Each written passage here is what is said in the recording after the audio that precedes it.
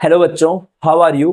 कैसे हो आप सभी। उम्मीद करता हूं कि आप लोग बहुत अच्छे होंगे और आप लोगों की पढ़ाई लिखाई भी काफी अच्छे तरीके से चल रही होगी। ये मेरा यूट्यूब पे पहला वीडियो है और अपने इस चैनल के माध्यम से मैं आप लोगों को मैथ और साइंस के क्लासेस प्रोवाइड कराऊंगा और यहां से आप चीजों को समझ पाओगे। मुझे उम्मीद है कि आप मेरे द्वारा प्रोवाइड की हुई क्लास को अच्छे तरीके से एंजॉय करोगे, चीजों को समझोगे और इन चीजों को अप्लाई करके अपने एग्जाम में जो मार्क्स आएंगे उसे बढ़ा पाओगे।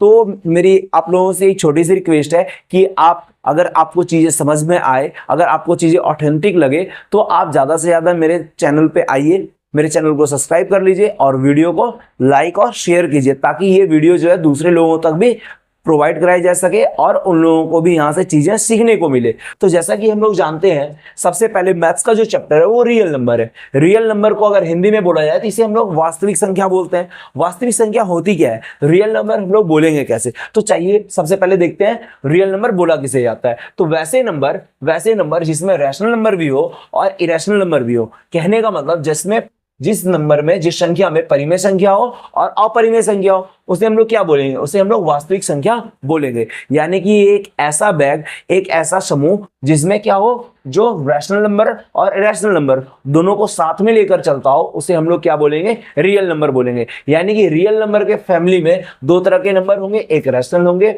और दूसरे इरेशनल होंगे। तो सबसे पहले रैशनल नंबर बोला किसे जाए, रैशनल नंबर बोला किसे जाए, यानी कि रियल नंबर में सबसे पहला तो रैशनल होगा। तो रैशनल नंबर हम लोग बोलेंगे किसको, रैशनल नंबर का डेफिनेशन मैं बताऊंगा, पहले चीजों को समझ लेते हैं।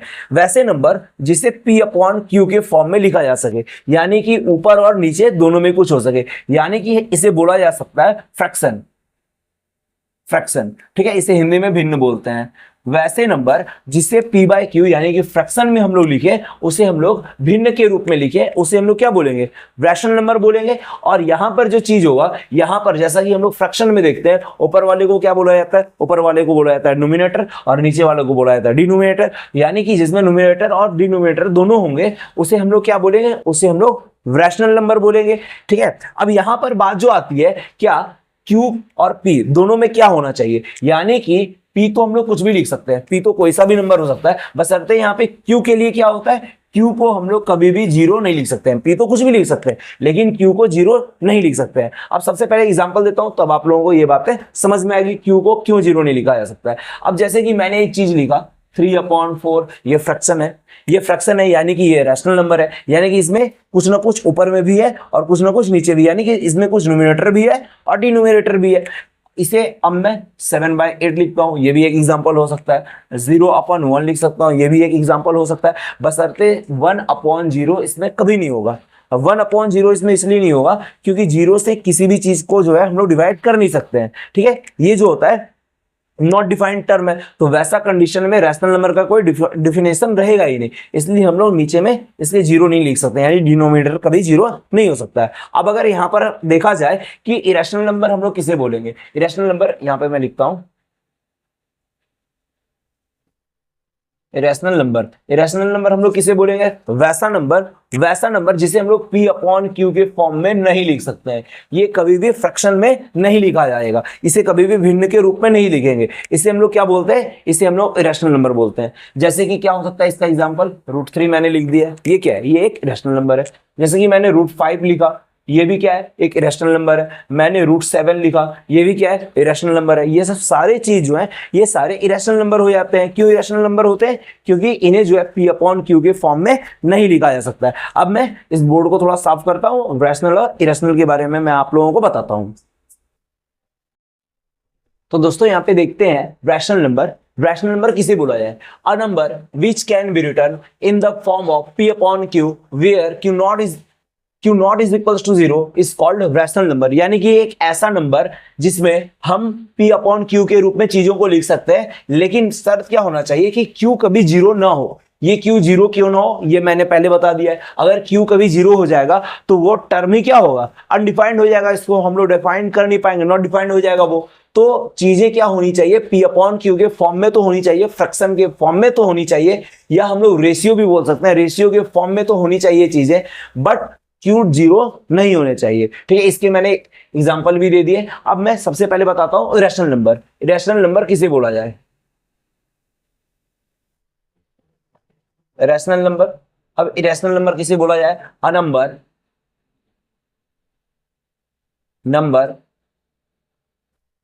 which can't be written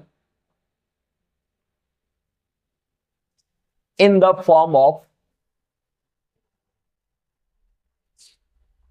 p upon q is called rational number।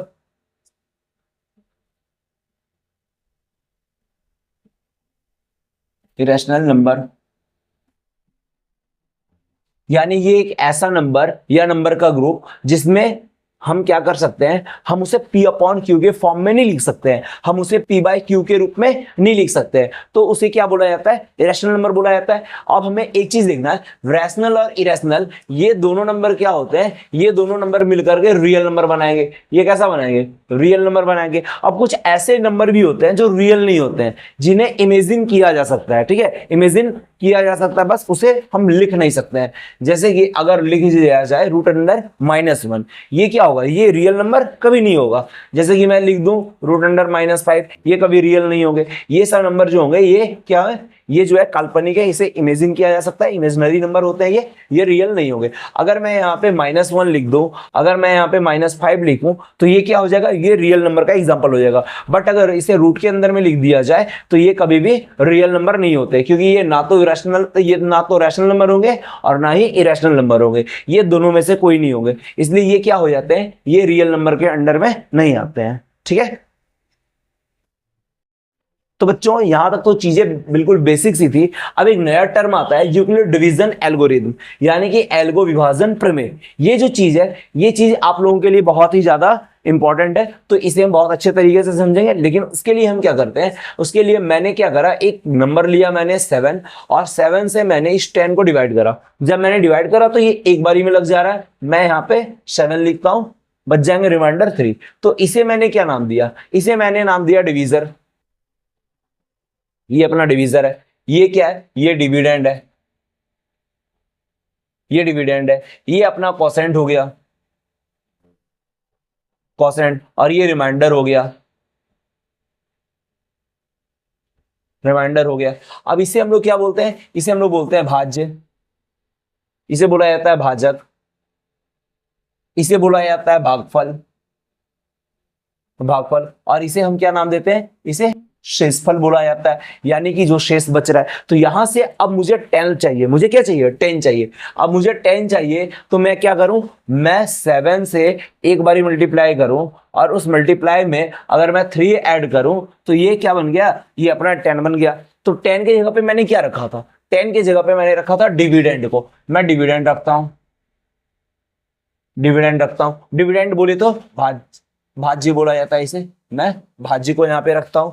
ये बराबर हो जाएगा 7। 7 क्या है अपना? 7 तो अपना यहाँ पे डिवीजर है। मैंने डिवीजर रखा, डिवीजर रखा। अब डिवीजर और 1 क्या है? 1 तो अपना कोसेंट है, 1 मल्टीप्लाई में है, और ये अपना कोसेंट है, कोसेंट है। और साथ में क्या है? साथ में इसके जो है, मैं इसे इसके नीचे लिखता हूं। साथ में अपना क्या है? प्लस में जो है, प्लस में रिमाइंडर, रिमाइंडर है। अब मैं हिंदी इसके नीचे लिख देता हूं। यहां पे क्या होंगे? भाज्य बराबर, भाज्य मैंने किसे लिखा? भाज्य मैंने लिखा, यहां पे जो 10 है इसे मैंने भाज्य लिखा। अब यहां पर क्या है? भाज्य बराबर डिवीजर। डिवीजर क्या है? भाजक, भाजक गुना, गुना कोसेंट क्या है? भागफल है। मैंने इसे भागफल लिख दिया, भागफल। और प्लस में क्या है? रिमाइंडर यानी शेषफल, शेषफल। ये हो गया अपने यूक्लिड डिवीजन एल्गोरिथम। अब मैं इसके अगर यूज देखूं तो इसके लिए एक नॉर्मल फॉर्मूला बनाया जा सकता है। अगर मैंने यहाँ पर डिविडेंड को क्या माना? अगर मैंने डिविडेंड को यहाँ पर, अगर मैं इसे बी मान, अगर अब मैं क्या करता हूं? अब यहाँ पे मैंने जो डिविडेंड लिखा, डिविडेंड को मैं ए मान लेता हूं। ए माना मैंने। डिवीजर को मैं क्या मानता हूं? बी मानता हूं। डिवीजर को मैंने बी माना, कोसेंट को मैंने क्यू माना, और रिमाइंडर को मैंने आर माना। मैं इसे अच्छे तरीके से बताता हूं आप लोगों के सामने। अब मैं इसे अच्छे तरीके से अगर लिखूं, इसे मैं अच्छे तरीके से लिखूं, अगर मैं यहाँ पे डिविडेंड को मैं क्या मान लूं? डिविडेंड को ए मानूं, तो तो ए कहां से आएगा, डिविजर को मैंने बी मान लिया, बी, कोसेंट को मैंने क्यू माना, और इसके साथ में रिमाइंडर को मैंने आर माना। तो ये एक फॉर्मूला बन गया। अब इस फॉर्मूला के बेसिस पे हमें चीजें करनी है। ए जो है, ए यहां पर क्या होगा, ए अपना हो गया डिविडेंड, ए डिविडेंड हो गया। क्यू जो है, क्यू यहां पे कोसेंट हो गया, कोसेंट हो गया। बी जो है यहां पे, बी क्या रहा, बी जो है अपना डिविजर हो गया, बी को डिविजर लिख दो, डिविजर लिख दो। और रिमाइंडर को तो आर ही लिखते हैं। आर किसके लिए हो जा रहा है, आर जो हो रहा है रिमाइंडर के लिए, यहां पर से छोटा कर देते हैं। ठीक है, ये जो है अपना फॉर्मूला आ गया। तो इस फॉर्मूला को आप लोग नोट कर लो, फिर मैं चीजें आगे बताता हूं। अब यहां पे सबसे पहले जो क्वेश्चन है ये है, use the Euclid division algorithm to find the HCF of. अगर मुझे इसके क्या करने बोले, एचसीएफ फाइंड करने के लिए बोले हैं, तो यहां पे मैं सबसे पहले देखता हूं, सबसे पहला काम जो होता है, इन दोनों में से जो छोटे हैं, इन दोनों में से जो छोटा है उसे सबसे पहले लिख लिया जाए। मैंने लिख लिया। यहाँ पे 135 जो है, 135 छोटा है, इसलिए छोटा लिखा जाता है क्योंकि चीजें जो है छोटे चीजों से बड़े चीजों को डिवाइड देना जो होता है वो सही रहता है। अब मैं इसे 225 यहाँ पर लिखता हूं। अब मैं इसे एक बार में डिवाइड करूं, तो एक बार में डिवाइड करूं तो 135 आए, 135, 5 में से 5 0, और 22 में से 13 तो 9 बचेंगे। अब मैं इस 90 से जो यहाँ पे रिमाइंडर बचा, उस रिमाइंडर से अब मुझे क्या करना है, इस वाले को डिवाइड करना है। तो मैंने इसे करा और ये एक बारी में लगा, यहाँ पे बच गया 90 और यहाँ पे बचे 45। अब इस 45 से मैं 90 को डिवाइड करूं तो ये पूरे 2 बार में लग जा रहे हैं और चीजें कट जा रही है। तो अब मैं यहां पर अगर देखूं, अगर मैं यहां पर यूक्लिड डिवीजन एल्गोरिदम से देखूं तो यहां पर क्या है, यहां पे 225 है, तो मैं यहां पे 225 लिखता हूं। मेरा ये 225 आया कब, जब मैंने 135 को एक बारी पढ़ा, 135 को मैंने एक बारी पढ़ा, और एक बारी पढ़ा और उसमें 90 मैंने जोड़ दिया। जब मैंने इसमें 90 जोड़ दिया तो मुझे क्या मिले, मुझे 225 मिले। अब यहाँ पे जो दूसरा डिवाइड लग रहा है वो किसे लग रहा है, 135 को। 135 को ये डिवाइड कैसे लग रहा है, जब मैंने 90 को एक बारी पढ़ा, मैंने 90 को एक बारी पढ़ा और इसमें मैं जोड़ा कितना, इसमें मैंने 45 जोड़ा, तो मुझे क्या मिले, मुझे मिले 135। अब 135 मिले, अब मुझे 90 चाहिए। अब मुझे क्या चाहिए, 90 चाहिए। अब मुझे 90 कब मिलेंगे, जब मैंने 45 को 2 बारी पढ़ा और उसमें मैंने यहाँ पे रिमाइंडर कुछ बचा नहीं तो मैंने 0 जोड़ दिया। तो ये जो थे ये एल्गोरिदम से आया। ये कहाँ आया, ये कहां से आया, फॉर्म एल्गोरिदम, ये एल्गोरिदम से आया। ठीक है, अब यहां पर जो एचसीएफ फाइंड करने के लिए बोला गया है, एचसीएफ जो फाइंड करने के लिए बोला गया है, ये एचसीएफ हुआ गया, जो लास्ट वाली जो डिवाइड होता है जिससे मैंने डिवाइड करा, वही अपना क्या हो जाएगा, वही अपना एचसीएफ हो जाएगा। यानी कि यहाँ पे 45 जो होगा वो 45 एचसीएफ हो जाएगा। तो ये एक पहला नंबर क्वेश्चन रहा। अब मैं इसके बेसिस पे 2 क्वेश्चन देता हूं जो कि 196 है। 196 से मुझे कितने करने हैं, 38220 ये मुझे करने हैं। और एक क्वेश्चन जो है ये है, ये 867 को देने हैं 255 से। ये दोनों आप लोगों के लिए होमवर्क है, इसे आप घर से करके आओ। अगर नहीं बनते ये चीज तो फिर अगर आप लोग चाहो तो इसे कमेंट में कर सकते हो, मैं फिर बता दूंगा इस चीजों को। तो बच्चों अगर देखा जाए ये क्वेश्चन नंबर 2 है और ये क्वेश्चन भी आप लोगों के लिए बहुत ही ज्यादा इंपॉर्टेंट है। अक्सर बोर्ड में ये 3 मार्क्स का पूछ लिया जाता है, जैक बोर्ड वालों को, और सीबीएसई में भी ये कभी कभी पूछा जाता है 2 मार्क्स में। तो देखा जाए क्वेश्चन सबसे पहले क्या बोला गया है, सो दैट एनी पॉजिटिव और integer is of the form 6q+1 और 6q+3 और 6q+5 where q is some integer. यानी कि क्या बोला गया है कि कोई एक पॉजिटिव और इंटीजर है, यानी कि कोई धनात्मक जो है विषम पूर्णांक है जिसे 6q+1, 6q+3 और 6q+5 के रूप में लिखा जाता है, जहां पर q क्या है, कि कोई इंटीजर है। ठीक है, तो अब हम लोग सबसे पहले देखते हैं इस q के लिए मुझे निकालने हैं। तो सबसे पहले अगर देखा जाए मैं क्या करता हूं, मैं यहां पे एक नंबर मानता हूं। ठीक है, मैंने माना late a be the positive odd integer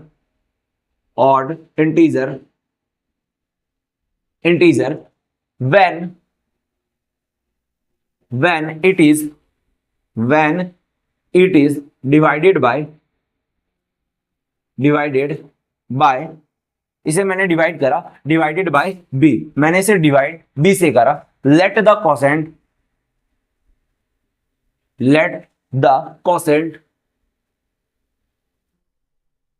quotient be Q, मैंने कोसेंट क्यू मान लिया, and reminder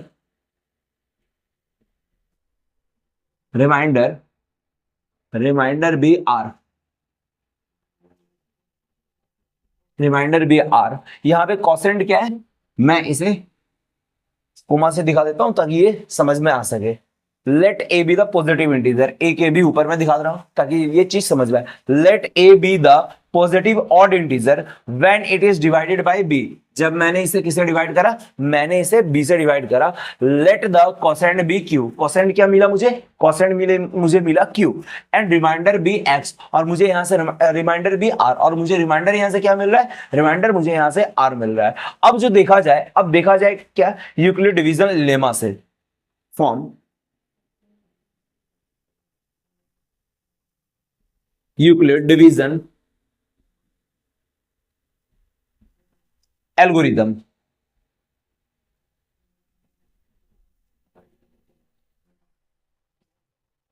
Euclid division algorithm से अगर देखा जाए, ठीक है, तो हम लोग यहां पर क्या लिख सकते हैं, हम लोग यहां पर लिख सकते हैं a equals to B Q plus R, a equals to B Q plus R, ये मैंने लिखा। अब क्वेश्चन में क्या दिया है, क्वेश्चन में जो क्यू के साथ में है, यहाँ पे क्यू के साथ में क्या है, यहाँ पे क्यू के साथ में जो है, यहाँ पे मुझे बी दिख रहा है, और क्वेश्चन में अगर देखा जाए क्यू के साथ में क्या है, क्यू के साथ में 6 है, क्यू इज इक्वल्स टू, तो मैं यहां से लिखूं क्यू के साथ में बी है, तो मैं यहां पर लिखता हूं बी इज इक्वल्स टू 6, यानी बी के जो वैल्यू आएंगे, बी कितने हो जाएंगे, बी हो जाएंगे 6 हो जाएंगे, ठीक है। अब यहां पर क्या है, बी तो 6 हो गए, बी तो यहां पर 6 हो गए। अब यहां पर एक कंडीशन आता है आर के लिए, आर के लिए एक कंडीशन आता है, आर क्या हो, तो मैं यहां पे आप लोगों को बताना चाहता हूं, आर जो यहां पर होंगे, आर ये 0 से ग्रेटर भी हो सकता है, आर जो है 0 से बड़ा भी हो सकता है, और आर जो है 0 के बराबर भी हो सकता है, यानी कि आर का जो मान होगा वो 0 से बड़ा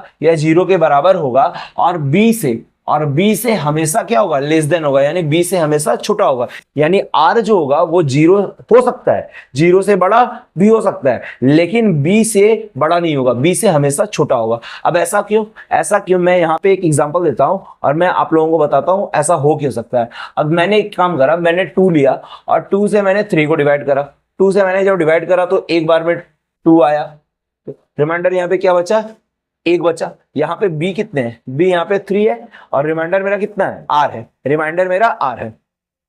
अच्छा, और सॉरी, यहाँ पे जो b है, यहाँ पे b 2 है, और रिमाइंडर मेरा r है। मैंने क्या करा, मैंने 2 से 4 को डिवाइड करा, 2 से 4 2 बार में कट गए, 2 2 जा 4, यानी कि यहाँ पे रिमाइंडर क्या आया, 0 आया, यानी कि एक बार में रिमाइंडर 0 आ रहा है, एक बार में रिमाइंडर 1 आ रहा है। मैंने एक और बार 2 से मैंने 5 को डिवाइड करा, 2 2 जा 4, बच गए कितने, 1, यानी कि हर कंडीशन में रिमाइंडर 1 आ रहा है, 0 आ रहा है, 1 आ रहा है, 0 आ रहा है, यानी हर कंडीशन में रिमाइंडर क्या होगा, चाहे तो 0 होगा चाहे तो 1 होगा, दो ही चीज हो सकता है। तो यहां पे मैं क्या देख रहा हूं, जब मैंने 2 लिया, मैंने b कितना लिया, 2 लिया, तो रिमाइंडर कितने आ रहे हैं, 0 आ रहे हैं और 1 आ रहे हैं, यानी कि रिमाइंडर हर हाल में क्या होंगे, ये b से हमेशा छोटे होंगे। तो मैंने वही यहां पर लिखा है कि r क्या होगा, r हमेशा b से छोटा होगा और 0 से बराबर भी हो सकता है, 0 से बड़ा भी हो सकता है। ऐसे ही यहाँ पे देखा जा रहा है, r जो यहाँ पे है, r यहाँ पर 0 है जो कि इसके इक्वल है, r जो है 1 है यानी कि इससे बड़ा है। तो यहाँ पर चीजें क्लियर हो गई कि r के जो वैल्यू आएंगे वो 0 से बड़े होंगे या 0 के इक्वल होंगे, बट वो वैल्यू b से छोटे होंगे, ठीक है। तो अगर यहाँ पे देखा जाए तो यहाँ के जो वैल्यू हो रहे हैं, यहाँ के वैल्यू के बारे में मैं लिख सकता हूँ कि यहाँ पर जो r होगा, r जो होगा वो 0 से बड़ा या 0 के बराबर तो होगा, लेकिन वो छोटा किससे होगा, वो छोटा होगा 6 से, यानी r का वैल्यू यहाँ पे क्या हो सकता है, r का वैल्यू यहाँ पे 0 हो सकता है, हाँ हो सकता है, 1 हो सकता है, 2 हो सकता है, 3 हो सकता है, 4 हो सकता है, 5 हो सकता है, बट r का वैल्यू कभी 6 नहीं हो सकता है, ठीक है। यहां तक क्लियर। अब मैं ऊपर के चीजों को मिटा रहा हूं और मैं ऊपर के चीज को मिटा रहा हूं, आप लोग इसे स्क्रीनशॉट ले लो या फिर कॉपी में नोट कर लो।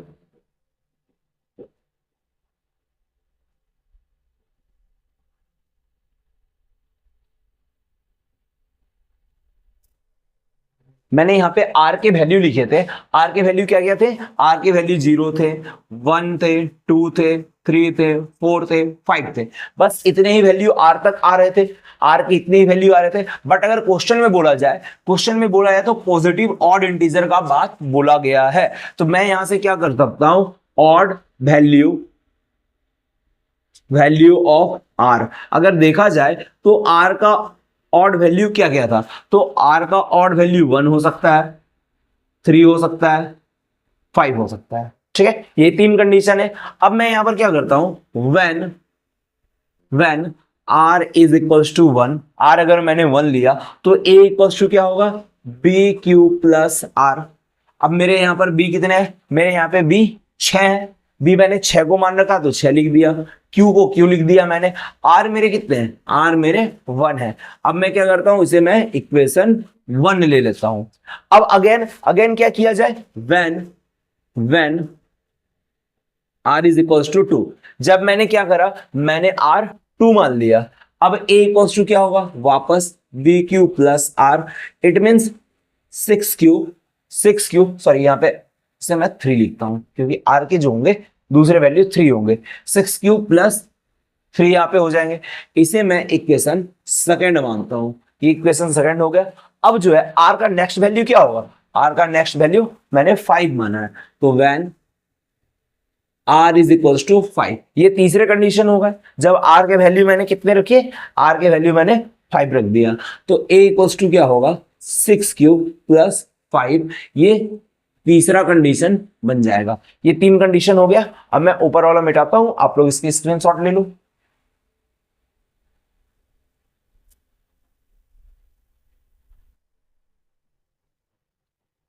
From equation